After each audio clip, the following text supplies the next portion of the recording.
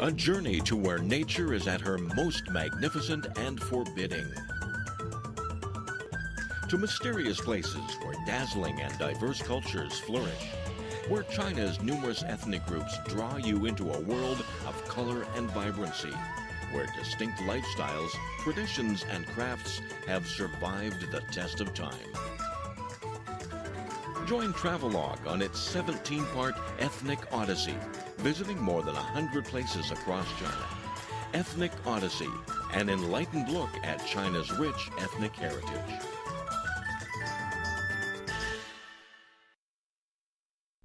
In this episode of Travelogue, explore the ancient history and beautiful culture of Yunnan's Bai people. Industries, clever, patient, and artistic. Get a taste of life in their world. Variety of China's landscape, diversity of its people. Welcome to Travelogue. Welcome to our minority series. This episode, I'll take you to Dali of Yunnan province to experience Bai minority culture and experience the ancient town created more than 1,000 years ago.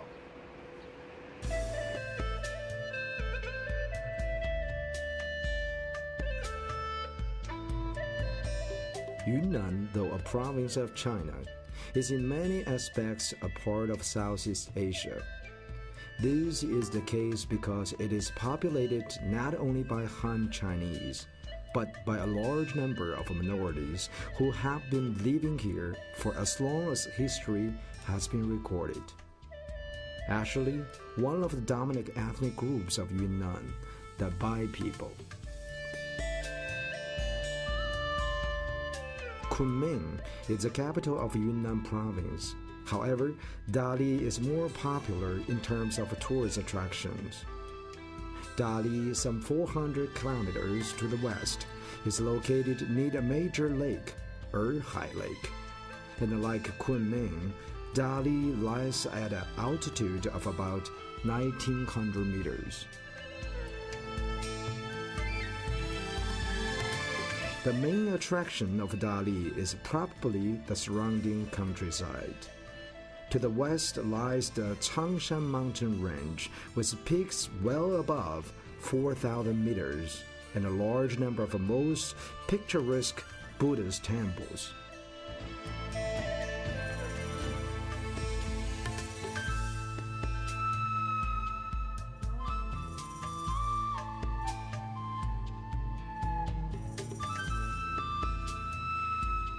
Yunnan is probably the most colorful and the most diverse province in China. The particular ethnic mix certainly contributes to its fact. Actually, Yunnan is among the ethnically most diverse regions not only of China, but of all of Asia. Comparable in diversity to its neighbor in the south and east.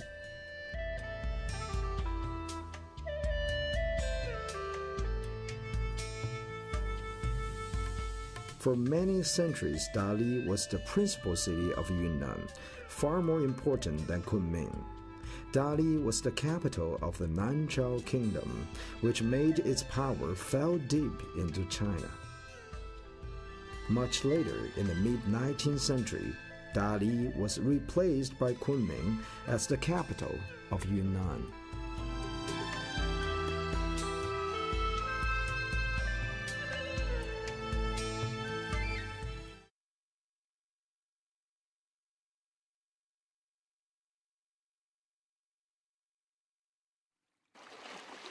Erhai Lake is a major site of Yunnan tourist attractions. In China, it is the largest highland lake next to Dianchi. The dimension is 41.5 kilometers by 8.4 kilometers, with an average depth of 10 meters, covering an area of 250 square kilometers.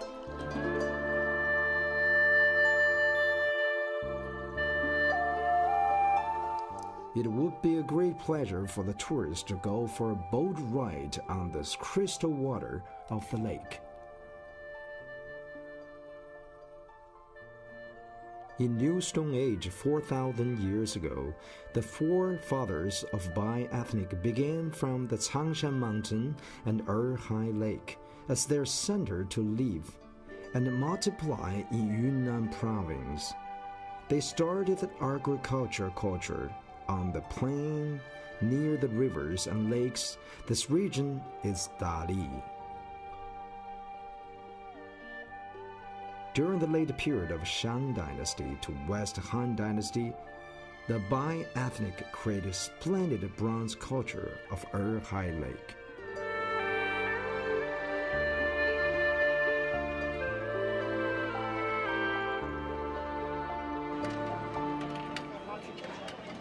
Erhai, also they call it sea. Actually, it's a lake. It's a huge lake. And there are many options here. One of the biggest tourist attractions is to get on the cruising ship. The ship has like 4 or 5 floors, it can hold hundreds of people. There are many entertainments, majorly showing the Bai minority culture. For example, they have singing, dancing, and the well-known freestyle tea. The Bai began to plant tea and make tea long ago. They have formed their unique tea culture on tea drinking, the tea tasting called 3 Places of Tea of Bai ethnic.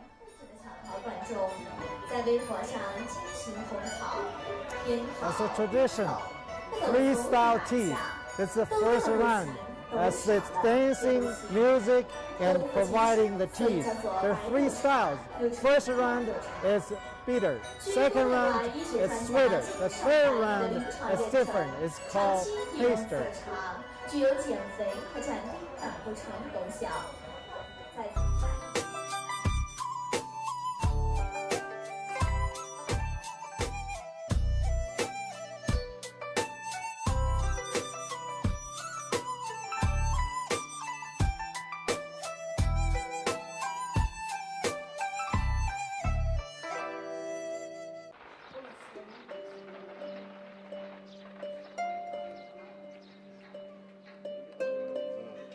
Xizhou Township is a typical area fulfilled with Bai people and well represent its house and cultural style.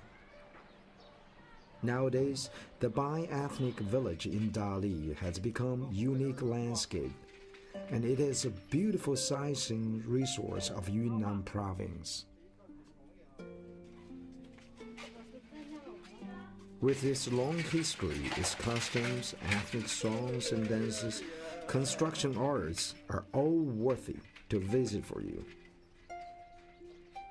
I suggest if you travel to Dali, go to have a look at the Bai ethnic village, visit the Bai families, and taste that all-known 3 Places tea. I believe you will have a travel-worthy aftertaste. Yan family's property, however, is the landmark of Xizhou residents of Bai minority group. Wood carvings in the residential buildings are another trademark of Bai, which strongly presents the art history of Bai spirit.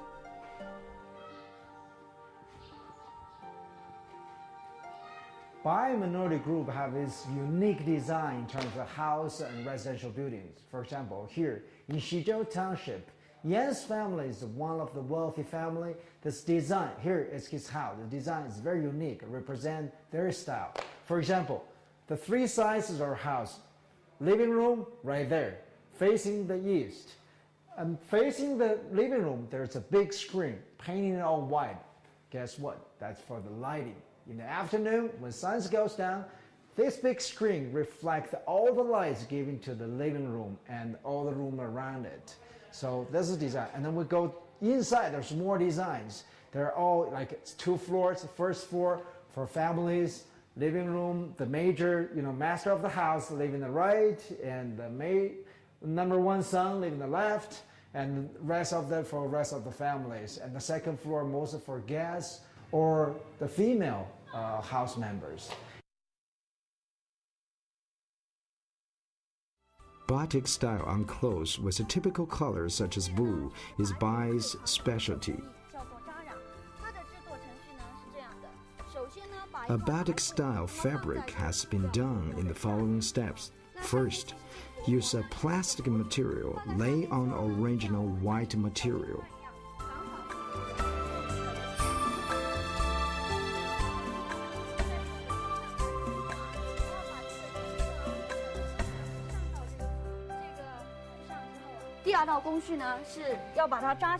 Second step, tie the clothes with hands in various styles, then use needles pin through the patterns.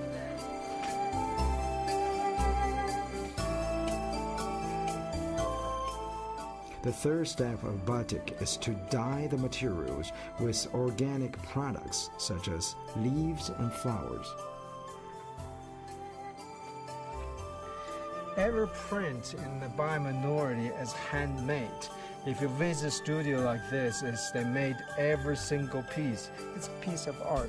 It takes a long time, even though it looks like simple design, but the whole procedure takes a long time.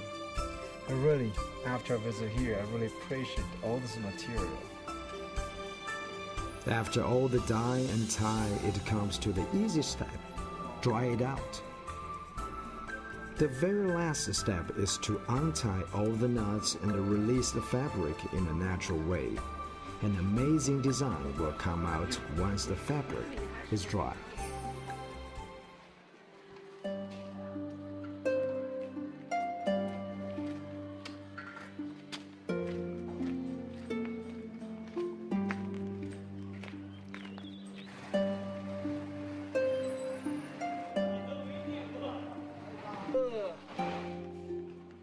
Bai also has many well-known silversmiths who have been creating many business opportunities for local people. Silver products is very famous in Bai minority. And among all those minorities, this village, Xinhua village, is well known for making the silver products. There are total 1,400 families.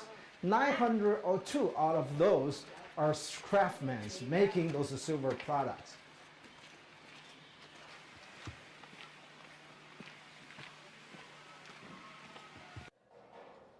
I walked into this Xinhua village, which has 92, two-thirds of the families are silversmiths. Among all the silversmiths, Mr. Chun's family is the largest one. Can you hear that? Those are the silversmiths making products right there. The history of silversmiths in Bai has been started in about 2,500 years ago. Nowadays, silversmiths in Yunnan have a unique business position in China nationwide, especially at the Xinhua village of Dali. Tourist buses come in and out of the little village, bringing hundreds of visitors from all over the world to buy silver products. Believe it or not, 80% of the entire village population is related to the silver business. This is all products made from this house. And this is their patent design called Nine Dragons Pot for drinking. And this is cost about 10,000 RMB. And this one, the big one, is very detailed one with a dragon design. This is the hot pot, which is very popular in southern China. You know, when they're cooking in a restaurant, there's a hot pot. But this is not a regular hot pot. There's a special design with all silver. You can open it up. The layers, put hot water, food there. It costs 40,000 RMB. Today, Mr. Chun Fabiao of Dali, a famous silversmith, made his fortune out of silver products. Orders from all over the world come in to Mr. Chun's production line that includes teapot, hot pot, liquor glass, even personal statue.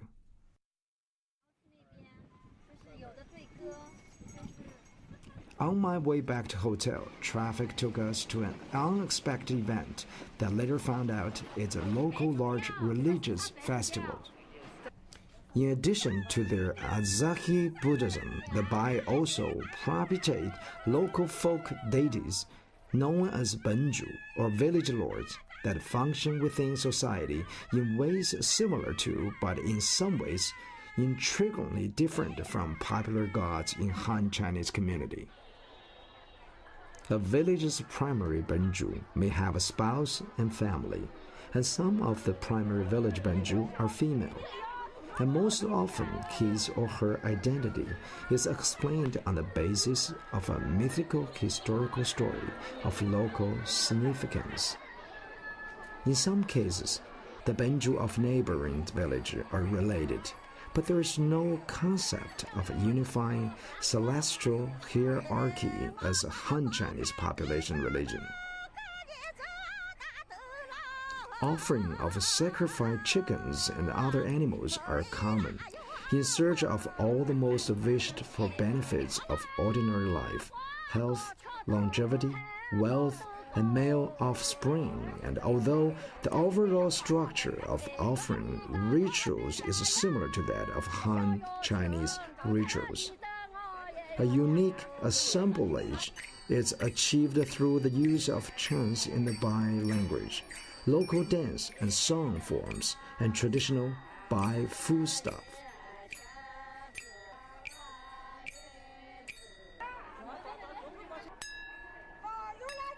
Pray to the three spirits. Three spirits stands for three locations of temples. On Chinese calendar, the holiday starts from April 23rd to 25th, that the people take in group visiting all the locations and saying their thoughts and communication in Bai language.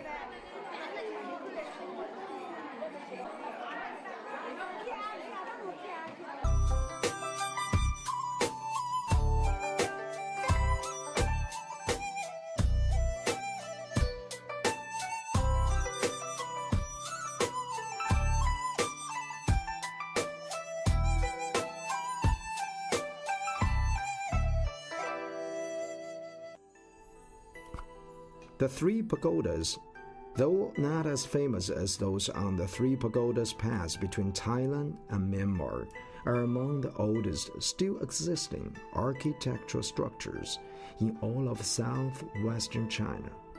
The tallest of the three was built in the 9th century and reaches a height of some 70 meters. The two small pagodas are about 42 meters high. Chongsheng Temple is famous for this Chongsheng Pagoda. It was built 1,200 years ago. Back then, in the northern China, it's Tang Dynasty, here called Nanzhao Kingdom.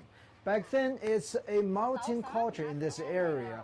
For example, this pagoda is a perfect example.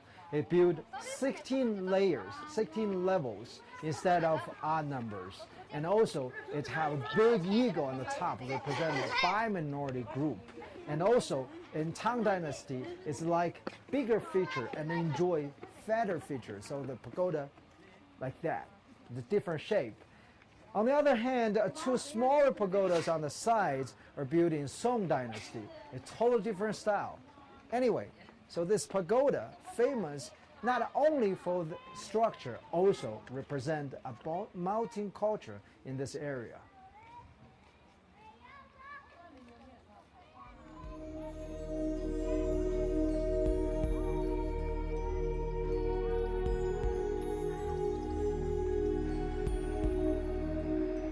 On the way to the Jianchuan stone caves, I found many Buddha statues and many temples on the road.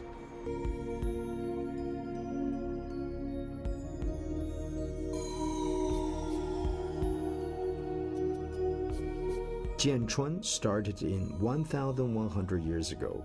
The entire area spreads to 3 locations with 17 caves. Jianchuan Stone Cave is a valuable source for history studying of Nanzhao Kingdom. It contains 4 parts. 1. Worship female body is a strong religious form. It also worship village lord, or called Benju. For example, the king of Nanzhao Kingdom. After Buddhists came to Delhi from India, the religions in this area has been blended with various elements. 这个霍卷的艺术水准相当高，比《清明上河图》还长4倍，有628个历史人物。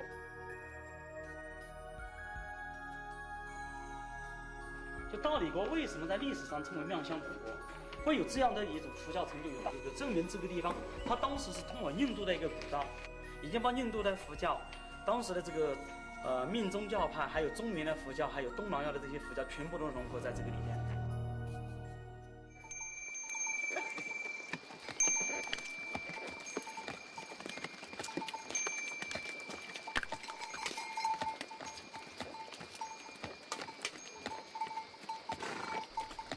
For thousands of years, there was an ancient road treaded by human feet and horse hooves in the mountains of southwest China.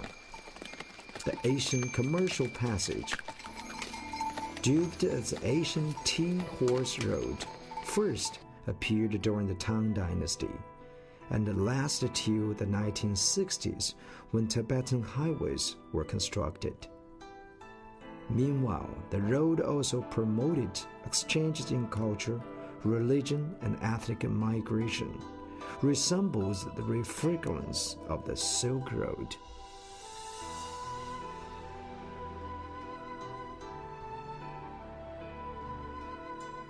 The road stretched across more than 4,000 kilometers, mainly in southwest China's Sichuan and Yunnan provinces, and the Tibetan Autonomous Region.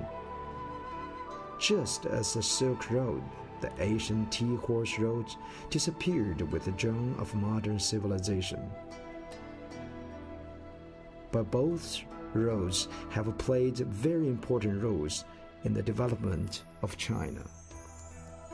Different Chinese ethnic cultures such as Thai, Yi, Han, Bai, Naxi, and Tibetans have met, fused, and developed along the historical road.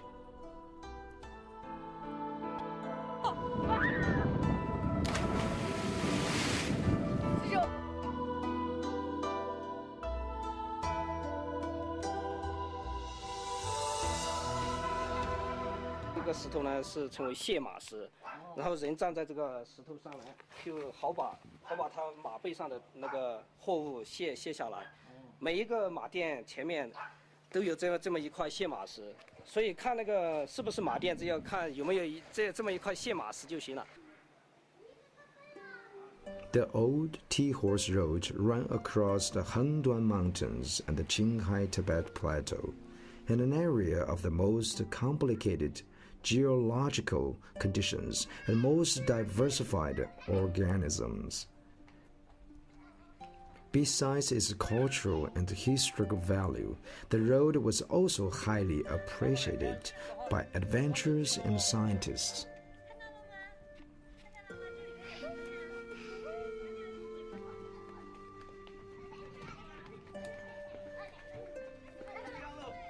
In a modern day today, no doubt, everywhere becomes a tourist attraction. Dali attracts many tourists from all over the world.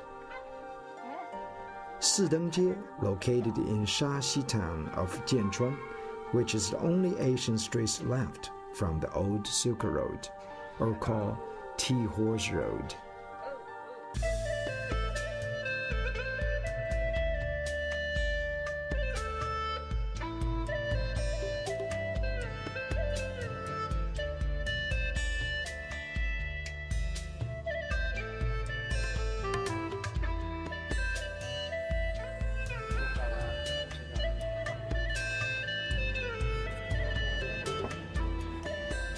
As every visitor knows, come to Dali, you gotta come visit the old town, the Asian town. It's culture mix. You can find old times like the buildings, structure, decoration, everything's, with the history. And also you can find a modern style, like coffee shop, bars, restaurants. You can even order pizza here. So it's a very good place, especially for a weekend, for chill out, Saturday, Sunday afternoon, just sit around watching people and drinking coffee or beer, whatever you prefer.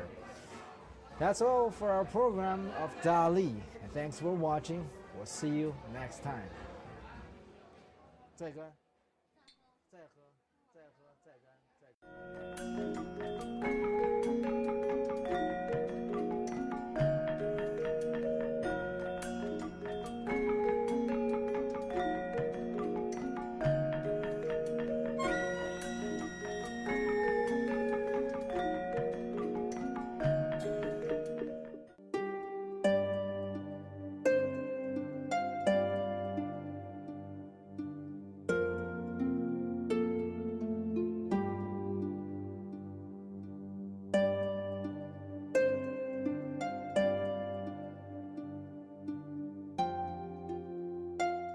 As numerous ethnic groups draw you into a world of color and vibrancy, where distinct lifestyles, traditions, and crafts have survived the test of time.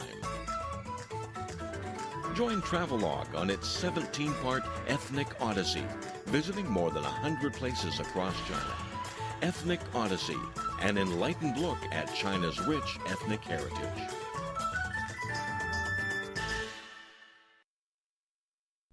In this episode of Travelogue, explore the ancient history and beautiful culture of Yunnan's Bai people.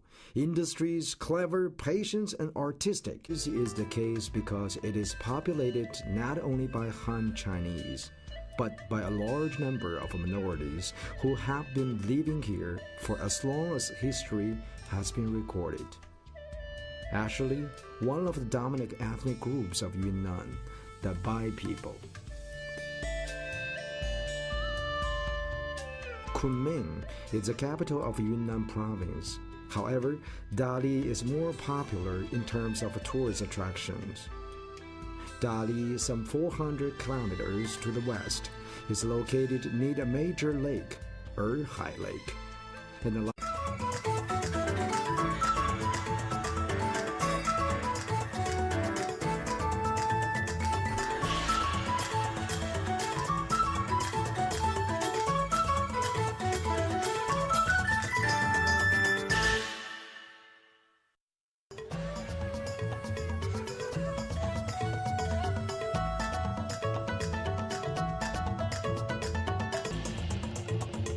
A journey to where nature is at her most magnificent and forbidding. To mysterious places where dazzling and diverse cultures flourish. Where China...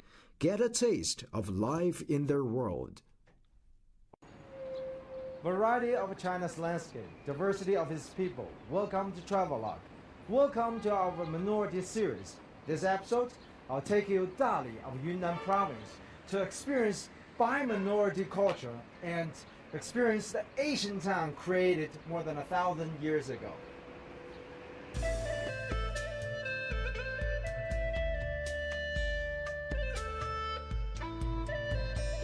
Yunnan, though a province of China, is in many aspects a part of Southeast Asia. Like Kunming, Dali lies at an altitude of about 1,900 meters. The main attraction of Dali is probably the surrounding countryside.